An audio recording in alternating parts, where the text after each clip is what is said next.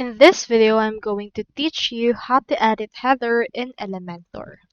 So into this part, you can see in here my actual header.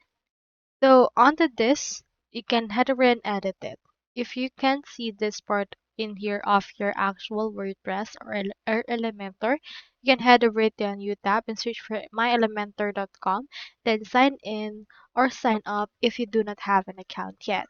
So if you do not have a website as well, you can head over and click on this create a website option in order to create it. Now I have in here this WordPress website connected to my Elementor, and I have in here my actual header.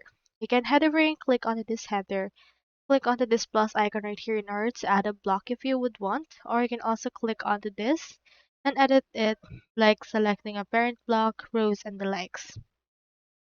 Now I have in here this, I don't want it on my actual header, so let me click onto this options and let me delete this. As you can see, it's been deleted and we have now in here this part which contains all of the pages we have into our store. You can head over and click onto the background of your header and you can click onto this in order to click onto the options and then copy some styles or open in here some left sidebar in order to change the colors. Into this, head over and click on it.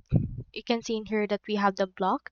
You can change the position, the wide width, and you can also change the templates for your actual header.